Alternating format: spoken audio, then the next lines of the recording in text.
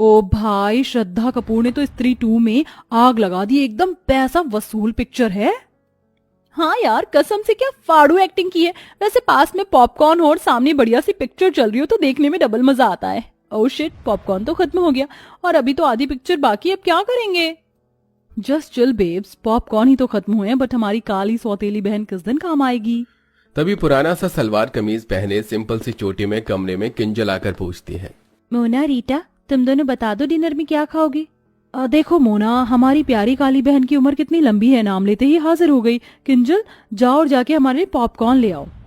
पर रीटा, एक तो पहले ही डिनर के लिए इतनी देर हो चुकी है, रात के 11 बज रहे हैं। अगर इस टाइम तुम दोनों पॉपकॉर्न खाओगी तो फिर रात का डिनर किस टाइम में करोगी। ये सुनते ही दोनों गोरी सौतेली बहनें गुस्से में लाल पीली हो जाती हैं। अबे ओ फटे दूध की फफूंदी सी शक्ल वाली बहन जी, तेरा काम सिर्फ हमारा ऑर्डर मानना है, ऑर्डर देना नहीं, समझी। अब जा जल्दी और पॉपकॉर्न ला। और रही बात डिनर करने की, तो वो हम अपने टाइम पर ही करेंगे, रात के 1 बजे। अब दफा हो यहाँ से, काली गुलाब जामुन। नम आंखें लिए बेचारी काली किंजल किचन में जाके पॉपकॉर्न बनाती है। किंजल की माँ गंभीर लंबी बीमारी से सालों पहले गुजर चुकी थी, इसलिए पिता देव प्रेरणा से दूसरी शादी करके ले आई, जिनसे मोना और रीटा हुई। दोनों दूध के जैसे गोरी चिट्टे रंग वाली थी, इसीलिए घमंडी मिजाज की थी। वहीं किंजल काली और बदसूरत थी, लेकिन उसका दिल हीरे की तरह था। मगर हर दिन ही उसे अपनी सौतेली माँ और बहनों के ताने सुनने पड़ते थे। मोना, रीटा, ये लो तुम्हारे पॉपकॉर्न, अब बता दो डिनर में क्या खाओगी। ऐसे करो, आज हमारे लिए कैप्सिकम की सब्जी, जीरा राइस, शाही पनीर, कढ़ाई पनीर बनाना। ये तो रहा मेरा। मैं डिनर में वेज पुलाव खाऊंगी चिली चटनी के साथ। हमारी ये पिक्चर खत्म होने से पहले हमारा डिनर हमें परोसा हुआ मिल जाना चाहिए, शार्प 1 बजे। ठीक है, मिल जाएगा। किंजल जल्दी से रसोई में आकर डिनर बनाना शुरू करती है, तो वहीं दोनों सौतेली गोरी बहनें मस्ती मारकर पिक्चर देख रही थीं। ऐसा करती हूँ, कढ़ाई पनीर और शाही पनीर बनाने के लिए एक ही साथ पनीर फ्राई कर लेती हूँ और बाकी सब्जियों का काटा पीटी भी कर लेती हूँ, इससे थोड़ा टाइम बचेगा। देखते देखते सब्जी बनाने में रात के 12 बज जाते हैं, तो डरे लफ्जों में किंजल बोलती है, मेरे पास केवल 1 घंटा रह गया। अगर 1 घंटे में मैंने दोनों को डिनर नहीं करवाया तो वो कल की तरह ही करेंगी। नहीं नहीं, जल्दी कर किंजल। देखते देखते घड़ी की सुई 1 पर आ जाती है, लेकिन दोनों सौतेली बहनों को डिनर परोसने में किंजल को 2 मिनट लेट हो जाता है, तो दोनों अकड़ जाती हैं। तुमने हम दोनों को 2 मिनट लेट डिनर दिया है, इसकी पनिशमेंट मिलेगी। लो खाओ खाओ, बहन के हाथ से खाने से प्यार बढ़ता है।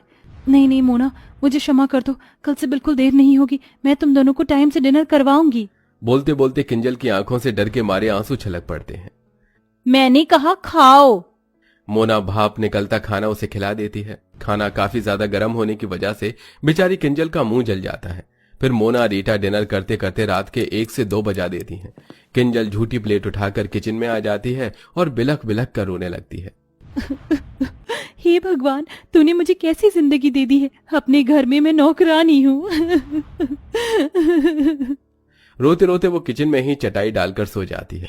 तभी सुबह के 5 बजते माँ प्रेरणा किचन में धमक पड़ती है और लात मारकर जगाती है। अरे ओ काली कलूटन, चलो जल्दी से। लेकिन जब किंजल नहीं जागती तो मोना रीटा भरी बाल्टी का पानी डाल देती हैं, जिससे वो घबरा कर उठ जाती है।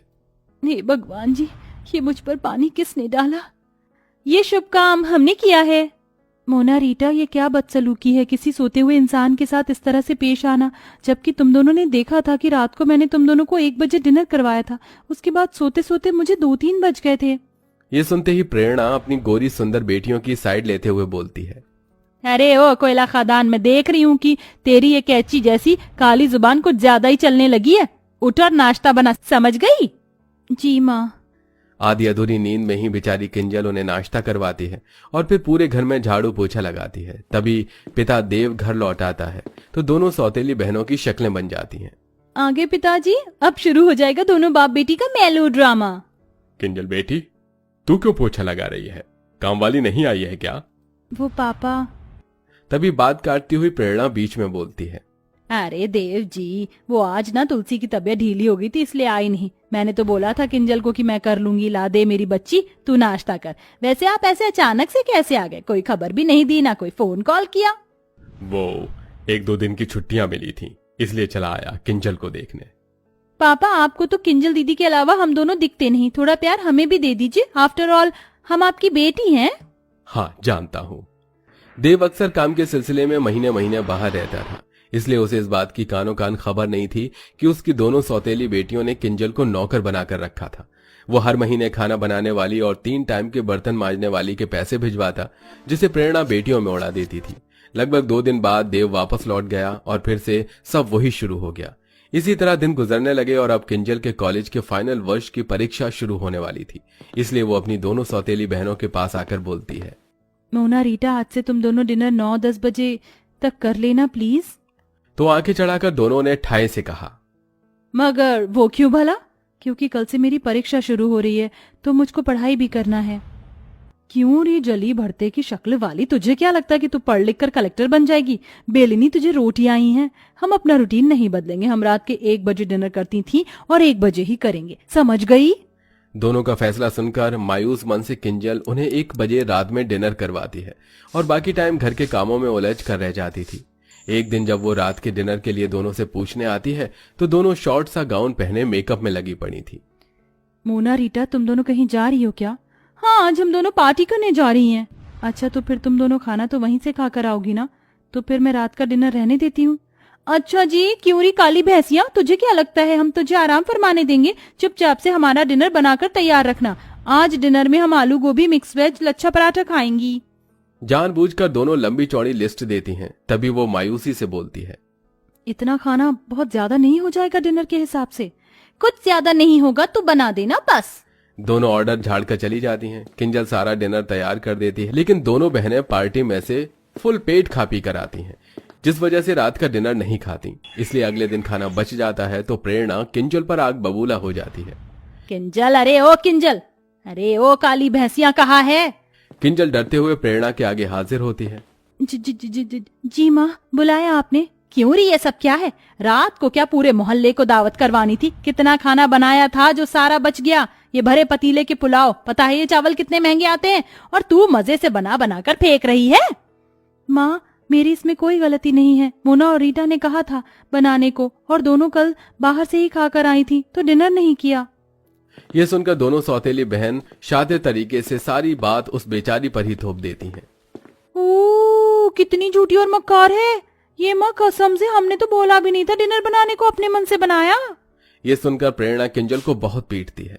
माँ, मत मारो ना माँ। बहुत चर्बी बढ़ गई है तुझको शाही पकवान खाकर। आज से तेरा खाना बंद, अब केवल तुझको सूखी रोटी मिलेगी बस। इस तरह गलती न होने के बाद भी अब किंजल सारा दिन किसी कोल्हू के बैल की तरह काम करती और दोनों सौतेली बहनों को उनके मन मुताबिक रात के 1 बजे डिनर करवाती, जिससे उसका शरीर बहुत ही कमजोर पड़ जाता है। अरे ओ बहन जी, ये कैसी काली दाल बनाई है तूने, अपनी सूरत के जैसी। अब कौन खाएगा इसको? सब्जी भी एकदम बीमारों वाली बनाई है। रुक जा तू। गुस्से में मोना उसके बाल पकड़ लेती है, जिससे वो चक्कर खाकर बेहोश हो जाती है। उसी टाइम आधी रात को पिता देव घर लौट आता है और बेटी की बिगड़ी हालत देखकर आपा खो देता है। किंजल बिटिया उठना, आखिर तुम दोनों ने क्या किया है इसके साथ? देव डॉक्टर को बुलाता है। जहां एक तरफ डॉक्टर उसकी जांच पड़ताल करते हैं तो वहीं दोनों सौतेली बहनों की आंत सूखी जा रही थी। देखिए, इनके शरीर में बहुत सारे पोषक तत्वों की कमी है। इन्होंने काफी दिन से सही ढंग से खाया पिया नहीं है और इन्हें नींद की भी शिकायत है। इनको भरपूर नींद और अच्छे खान पान की जरूरत है। तभी किंजल को होश आ जाता है। दोनों बहनों को पसीने छूटने लगते हैं। अब तो ये पिताजी के आगे सब बोल देगी, हमारी वाट लगा देगी कि हम इससे रात के 1 बजे डिनर बनवाते हैं। लेकिन किंजल कुछ भी नहीं बोलती, जिससे दोनों घमंडी बहनों का स्वभाव बदल जाता है और वो रोते हुए कहती हैं, आई एम सॉरी किंजल, हम दोनों को माफ कर दो। हमने तुम्हें आधी आधी रात को डिनर बनवाने के लिए मजबूर किया। किंजल दोनों को माफ कर देती है और अंत में दोनों बहनें उसका अच्छे से ख्याल रखती हैं। साथ ही उनकी बुरी लत जो रात के 1 बजे डिनर करने की थी वो भी खत्म हो जाती है। तो देखा दर्शकों आपने, अच्छे स्वभाव से हम किसी का भी दिल जीत सकते हैं, जैसा कि हमारी स्टोरी की काली बहन ने अपने अच्छे स्वभाव से अपनी दोनों खूबसूरत घमंडी बहनों का दिल जीत लिया।